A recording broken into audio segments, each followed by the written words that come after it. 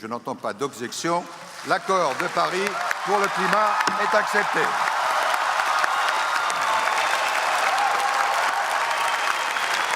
After years of tireless negotiations and passionate appeals from some of the world's leading political figures, humanity has taken one giant step towards protecting the future of the planet from the catastrophic effects of climate change. This week in Paris, representatives from over 195 countries pledged to curb carbon emissions, strengthen resilience, and join together to take common action against global warming.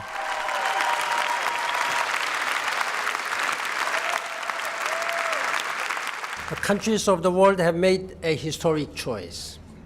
They have unanimously decided to work as one to rise to the defining challenge of our times. The Paris Agreement is a victory for people, for the common good, and for multilateralism.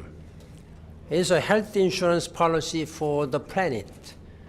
It is the most significant action in years to uphold our charter mandate to save succeeding generations.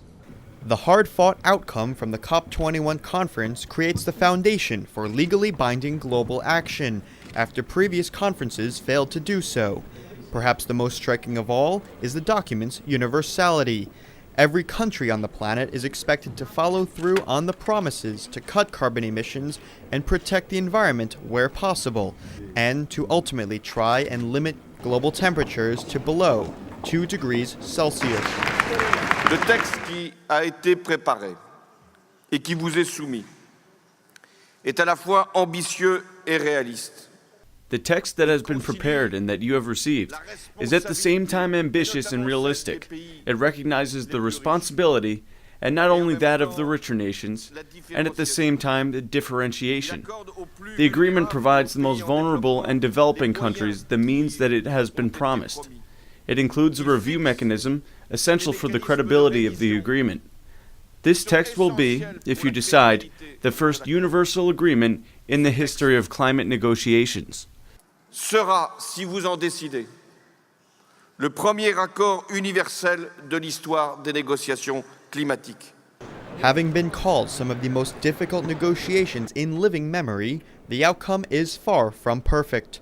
Scientists estimate that even if all commitments are met by 2030, temperatures will be expected to rise past the 2-degree mark. But the level of ambition written into the document allows for significant improvements over the years to come. This is ambitious, strong. In terms of ambition, it has people have agreed to contain the global temperature rise well below 2 degrees, and will continue to strive to meet this even 1.5 degrees Celsius. This is a very ambitious target at this time. And it has also very strong accountability and transparency. They have agreed to have a 5-year cycle review. This will help.